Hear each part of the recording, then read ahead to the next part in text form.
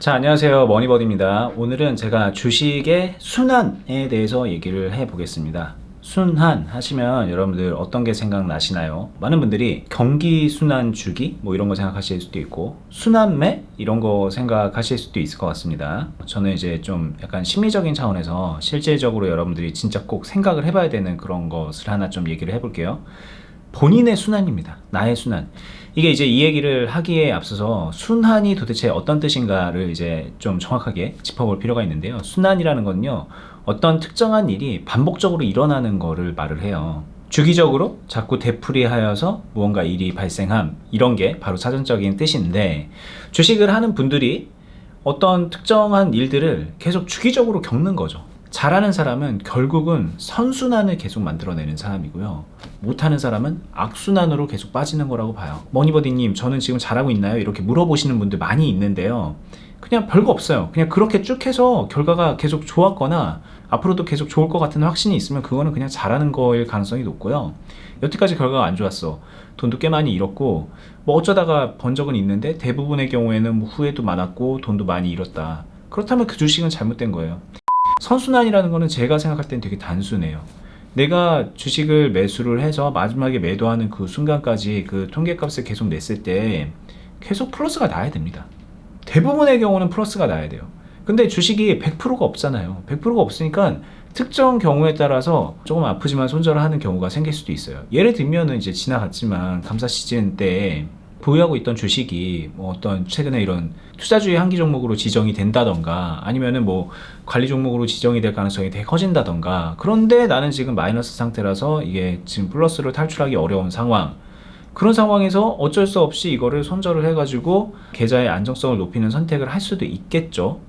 그걸 이제 뭐 또 잘 관리해가지고 플러스로 나오는 방법도 있겠지만, 그렇게 하는 게 그 자체가 리스크가 커지는 것 같아서 좀 빨리 잘라내야 되겠다라는 선택을 할 수도 있을 거예요. 근데 이런 거는 그동안에 내가 계속 주식을 하면서 플러스를 내왔던 과정에서 그냥 이거 하나 그냥 손실 처리하는 거 정도는 부담이 없는 상황이 돼야 되는 겁니다. 일단은 선순환의 과정에서 어쩌다가 튀어나온 변수를 손절을 한다던가 뭐 다른 이유로 손실을 감수하는 것 정도는 선순환 과정 중에 있는 하나의 돌연변이 같은 거죠.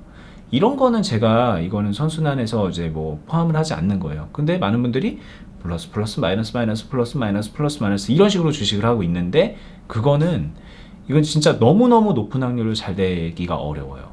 단타를 치든 스윙을 하든 뭐 다 마찬가지입니다. 내가 만들어내는 결과물이 대체로 플러스여야 돼요. 플러스가 크냐 작냐 뭐 그런 차이는 있겠지만, 근데 가끔씩 아까 말한 것처럼 잘라내야 되는 그런 상황이 있을 때 과감하게 잘라내는 결정도 할 수 있어야 되는 겁니다. 그리고 이거는요, 선순환의 경험을 하고 있는 사람이 그런 결정을 하기가 쉬워요.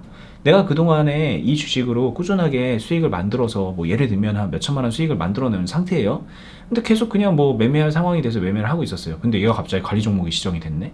지금 손절을 하면 한 몇백만 원 손실을 입는 그런 상황이에요.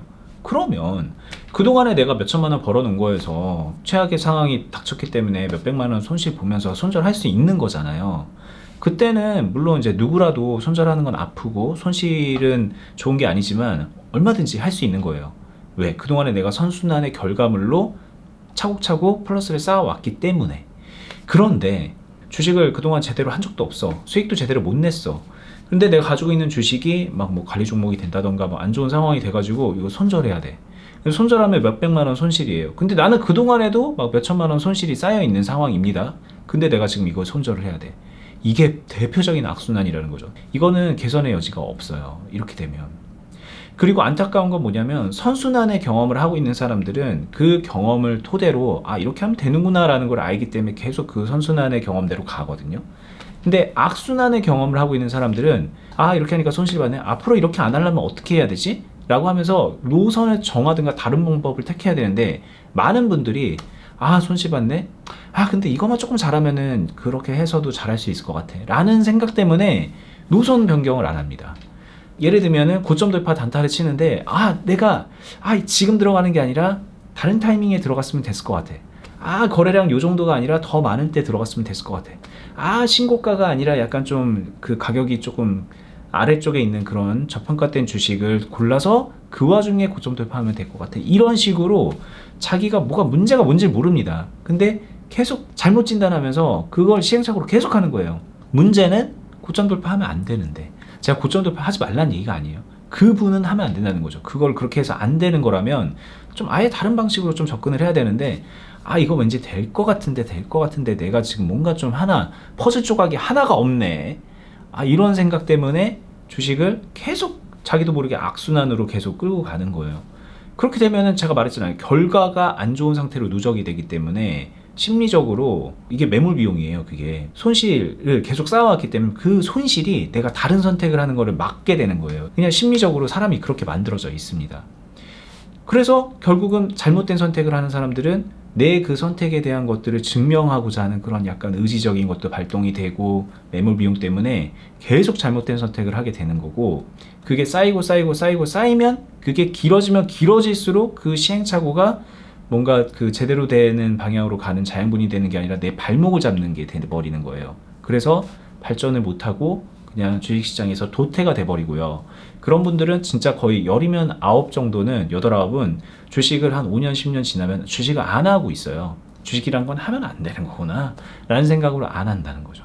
근데 선순환의 경험을 하는 사람들은 그게 뭐 어떤 경로든 간에 어떤 루트든 간에 처음에 그렇게 뭔가 좀 잘 되는 경험을 만들어내고, 그 잘 됐던 경험을 반복해서 하는 그런 사람들 같은 경우에는 누구는 더 많은 돈을 벌고 누구는 좀 덜 벌고 그런 차이는 있을지 모르지만, 어쨌든 시간이 지났을 때 좋은 결과물을 차곡차곡 누적시킬 가능성이 매우 높아지는 겁니다.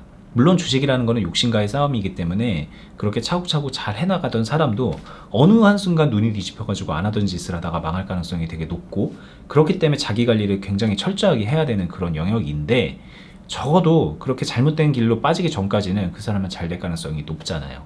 그리고 그거는 잘못된 길로 빠진 게 잘못이지 그렇게 한 게 잘못은 아닌 거거든요. 잘 한 거거든요. 그거는 어떤 방식으로 주식을 했던. 저는 개인적으로 이 악순환과 선순환을 다 겪었던 사람이에요. 처음에 주식을 좀 잘못된 방향으로 해가지고요. 그래서 악순환의 길을 몇 년을 걸었고요.